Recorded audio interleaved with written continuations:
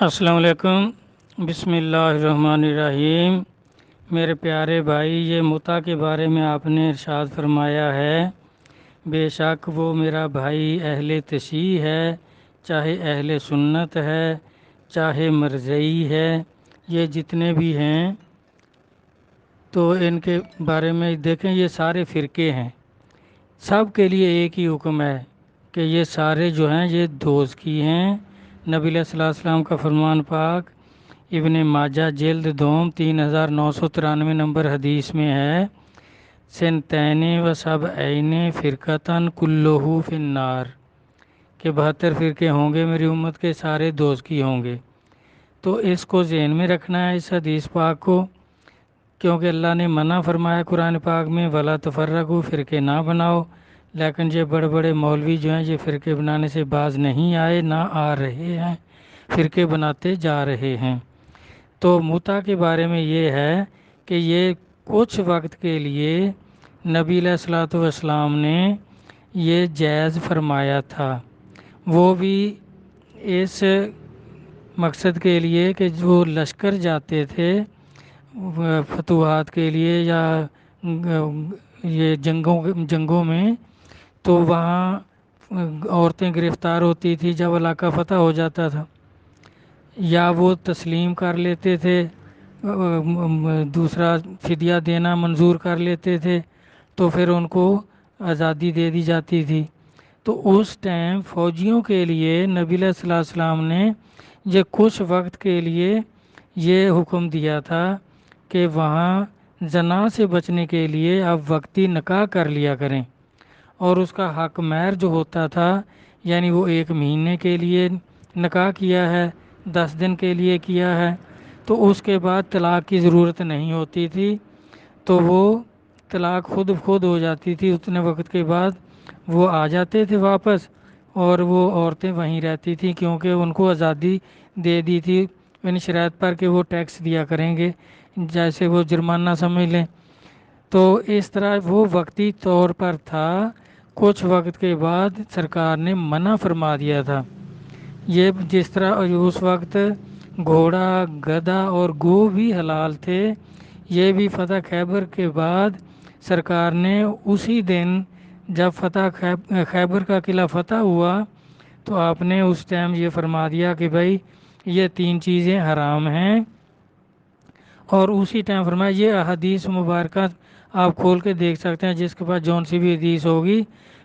یہ متع کا باب نکالیں اور دیکھ لیں، یہ وقتی نکاح تھا، تو اس دن آپ نے منع فرما دیا،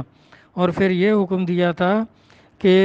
جدھر بھی لشکر جائے تو وہ اپنی بیویوں کو بھی ساتھ لے جائیں۔ پہلے اس خطرے کے تحت نہیں لے جاتے تھے کہ اگر شکست ہو گئی، ابھی اسلام کا اتنا زور نہیں تھا، تو بھئی پھر وہ عورتیں چھین لیں گے کافر، اس لیے لے جانے کا نہیں فرمایا تھا، تو متع جائز کر دیا تھا۔ جب اسلام اور اسلامی لشکر منظم ہو گئے تو پھر آپ نے اس کو حرام کر دیا کہ اب وقتی نکاح نہیں ہو سکتا، لیکن یہ کچھ فرقے جو ہیں وہ ابھی بھی اس کو حلال سمجھتے ہیں، تو اس وجہ سے ہی یہ جو عصمت فروشی ہے بازاری عورتیں جو کرتی ہیں، تو ان کو لائسنس مل جاتا ہے، تو وہ اپنی ایک فقہ کا نام لیتے ہیں، اس میں وہ کہتے ہیں یہ جائز ہے، دوسروں کو نہیں ملتا۔ تو یہ اختلافی مسئلہ ہے، یہ فرقے جو ہیں سب میں ہی اختلاف ہے، لیکن یہ وقتی نکاح جو تھا یہ اللہ کے نبی نے حرام کر دیا، کچھ وقت کے لیے جائز کیا تھا۔ تو اب اس ٹائم کوئی بھی یہ متع نکاح جو ہے، وقتی نکاح جو ہے، یہ نہیں کر سکتا، اب تو اس کو زنا کہیں گے، کیونکہ اب یہ جو فقہ کے مولوی ہیں یہ بھی فرقوں کے ہی مولوی ہیں، ان میں سے امام مالک جو ہے یہ بھی بالکل اسی طرح کا فرقے کا دوست کی مولوی ہے،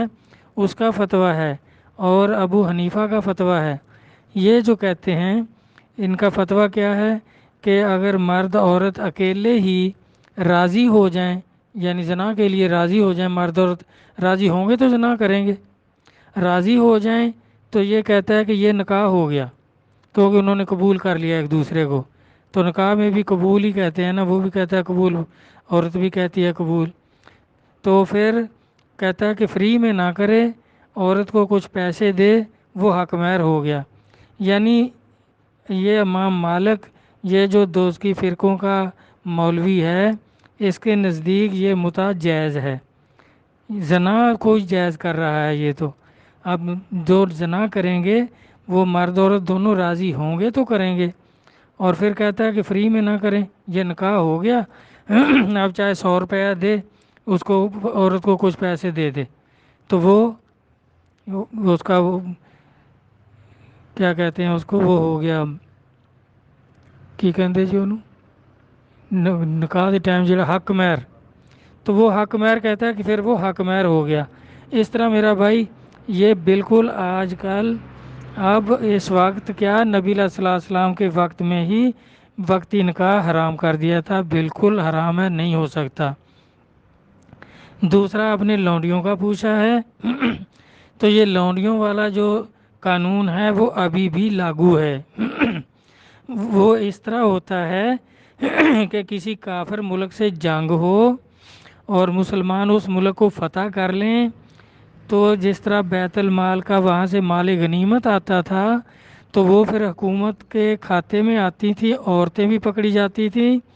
تو وہ حکومت ان کو بیچتی تھی اور وہ پیسہ بیت المال میں جمع کرتے تھے، مال غنیمت جس کو کہتے تھے۔ اس میں خزانہ بھی آتا تھا، مرد آتے تھے ان کو بھی بیچتی تھی حکومت، وہ غلام ہوتے تھے، اور عورتوں کو بھی بیچتی تھی حکومت، وہ لونڈیاں کہلاتی تھیں۔ ان کے لیے نکاح ضروری نہیں ہے، اگر اس کو بیوی بنانا ہے تو پھر نکاح کیا جاتا تھا،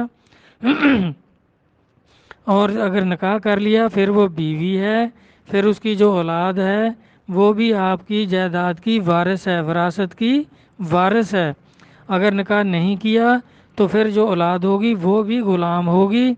اس کو بھی آپ جب چاہیں بیچ سکتے ہیں۔ تو یہ اس طرح لونڈیوں کا اصول قانون اب بھی ہے، ان سے نکاح نہیں کرتے تھے، لیکن اب اپنے ملک میں سے کوئی عورت خرید لو وہ لونڈی نہیں ہے، کیونکہ وہ ملک میں مالک ہے، وارث ہے ملک کی، اس کو اس کی شہریت ہے، اس کے پاس وہ ووٹ دیتی ہے، اس کا حق ہے، ملکیت ہے، اس کی مکان ہوگا یا جو کچھ بھی چھوٹی موٹی ہوگی، کچھ بھی نہ ہو، جب بھی وہ اس ملک کی مالک ہے، اس کے پاس شناختی کارڈ ہے۔ مسلمان ملک میں یا مسلمان دوسرا ملک آپس میں لڑیں اور مسلمان عورتوں کو پکڑ لیں، وہ بھی لونڈیاں نہیں ہیں، کیونکہ وہ مسلمان ہیں، آزاد ہیں، تو وہ اپنے ملک میں، کیونکہ مسلمان ملک میں وہ رہتی تھی، اس کی وہ مالک تھی، وہ لونڈیاں نہیں ہو سکتی، نہ ان سے نکاح ہو سکتا ہے، نہ اس کو بغیر نکاح کے لونڈی بنا کے رکھ سکتے ہیں، وہ اپنے شوہر کے پاس رہے گی، ان کو ایسے کرنے کا حکم نہیں، یہ ظلم میں آئے گا۔ جس طرح آج کل جیسے دو مسلمان ملک لڑ رہے تھے، یہ ادھر سعودیہ والے اور وہ دوسرے افریقی ملک سے یہ بمباری کر دیتے ہیں، کبھی کچھ کر دیتے ہیں، تو اگر وہ پکڑ کے لے آئیں، جس طرح ایران عراق لڑے آپس میں، اگر یہ عورتیں پکڑ لیں ایک دوسرے ملک کی، دونوں مسلمان ملک ہیں، یہ لونڈیاں نہیں ہو سکتی، اور ان سے نکاح بھی نہیں ہو سکتا، کیونکہ پہلے ان کا نکاح ہوگا ایک مسلمان مرد سے، تو اس کو لونڈی کیسے بنا لیں گے یا کیسے بیوی بنائیں گے؟ نکاح کے اوپر نکاح نہیں ہو سکتا، وہ حرام ہے۔ تو اس طرح اگر کسی کافر ملک سے، جیسے انڈیا سے آج جنگ ہو جائے اور مسلمان جو ہیں انڈیا کو فتح کر لیں، پھر ہندو عورتیں پکڑی جائیں مال غنیمت میں، وہ پاکستان آئیں اور حکومت ان کو فوجیوں کے ہاتھ یا عوام کے ہاتھ بیچے، تو پھر ان کی مرضی ہے، وہ لونڈیاں ہیں، ان میں بھی جو اب وہاں مسلمان رہ رہے ہیں ان کی عورتیں لونڈیاں نہیں بنیں گی، جو ہندو عورتیں ہوں گی، کافر عورتیں ہوں گی، وہ لونڈیاں بنیں گی، ان کو چاہے نکاح کر لو گے تو پھر عورتیں ہیں، اگر وہ کلمہ پڑھ لیتی ہیں اور آپ نکاح کر لیتے ہیں تو پھر وہ بیوی ہیں، وہ ان کی اولاد جو ہے وہ وراثت کی مالک ہوگی، اور جو نا مسلمان ہوں، اور اگر مسلمان ہوں بھی آدمی نکاح نہیں کرتا، پہلے وہ کافر تھیں، تو پھر وہ لونڈیاں ہیں، ان سے نکاح نہیں کرے، ہم بستری کر سکتا ہے، صحبت کر سکتا ہے، یہ سب کچھ ہوگا، اولاد بھی ہوگی، لیکن اگر اس نے لونڈی رکھی ہوئی ہے تو وہ اولاد جو ہے وہ وراثت کی مالک نہیں ہوگی۔ امید ہے سمجھ آ گئی ہوگی۔ والسلام، اللہ حافظ۔